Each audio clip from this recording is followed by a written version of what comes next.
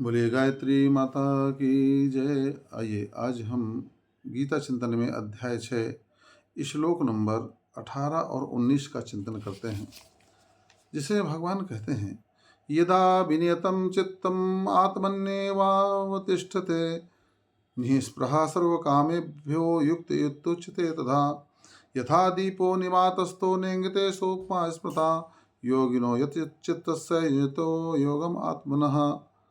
हे अर्जुन, अत्यंत बस में किया हुआ है चित्त जिसका, और जिस समय जिस काल में परमात्मा में भली भांति से जो है मन को जो है स्थित रखता है और संपूर्ण भोगों की को वह जो है कामना को भुला करके स्पृहा रहित होकर के जब बैठता है तो उसको योगयुक्त माना जाता है।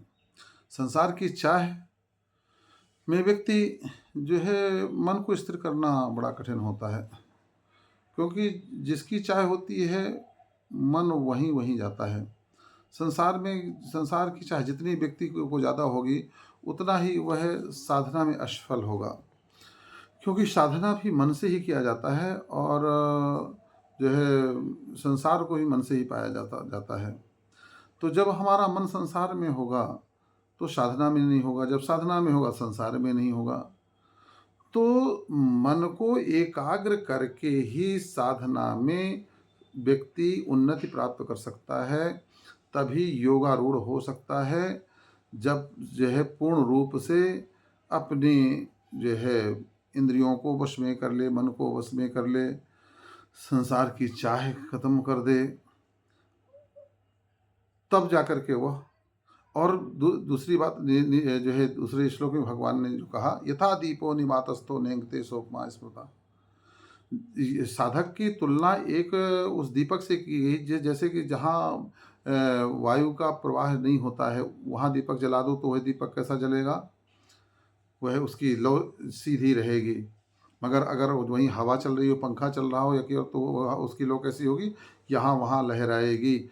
ठीक इसी तरीके संसार की कामनाओं की हवा जब हमारे मन रूपी दीपक में लगती है ना, तो वह जो है चारों तरफ जो है भागता रहता है। और जब संसार की कामनाओं की हवा जहाँ बिल्कुल नहीं है, वहीं मन भगवान रूपी ध्येय में ध्यान में स्थिर हो जाता है।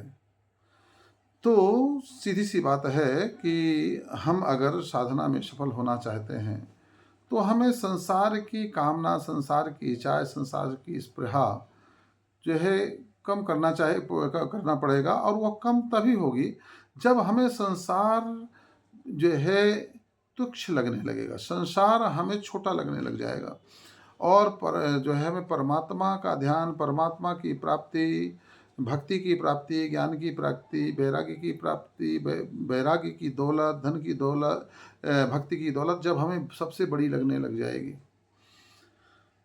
क्योंकि स्वाभाविक रूप से व्यक्ति बड़ा छोटा तभी छोड़ सकता है जब बड़ा प्राप्त हो गया हो। अगर बड़ा प्राप्त नहीं हुआ तो छोटे को अगर उससे छुड़ाओगे तो वह जो है रोएगा, चिल्लाएगा, उसको पकड़ने का प्रयास करेगा मगर छोड़ेगा नहीं।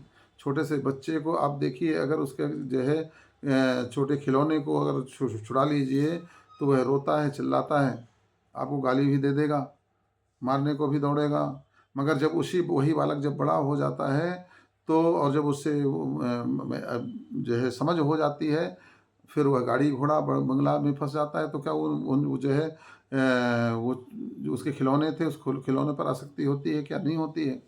ठीक इसी तरह से जब हमें भगवान और भगवान की भक्ति, ज्ञान, वैराग्य यह बड़े लगने लग जाएंगे और संसार की दौलत छोटी लगने लग जाएगी, तो फिर हमें वो स्वाभाविक रूप से वहाँ मन नहीं जाएगा।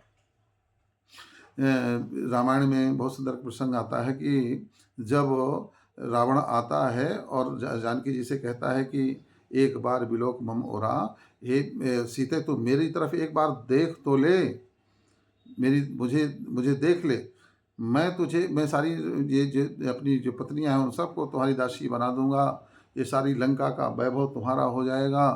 तो जानकी जी ने एक तृण को उठाया और तृण धर ओट कहत वैदेही। तृण को ओट कर रख करके वैदेही का कहने का तात्पर्य क्या है जानते हैं? क्योंकि ब्रह्म को प्राप्त हुआ जो व्यक्ति होता है, भगवान को प्राप्त हुआ जो व्यक्ति होता है, भगवान की महिमा को जानने वाला जो व्यक्ति होता है, वह संसार की दौलत को तृण के समान मानता है। तो तृण उठाने का तात्पर्य यही था जो है जानकी जी के, रे मूर्ख, जो है ये तेरा दौलत, ये तेरा वैभव संसार का तृण के समान है, मेरे प्रभु राम के सामने तू एक जुगनू की तरह है और वो सूर्य की तरह है, ये जानकी जी ने कहा था, है ना। तात्पर्य यही है कि अगर योगारूढ़ होना चाहता है जो व्यक्ति, तो वह सबसे पहले अपने मन को अपने वश में करे, इंद्रियों को अपने वश में करे, और इसके बाद में जो है संसार की चाह ना रखता हुआ, जिसके लिए वो साधना कर रहा है उसी की जो है प्राप्ति की चाह करे, तब जाकर के वह योगारूढ़ हो सकता है। बोलिए गायत्री माता की जय।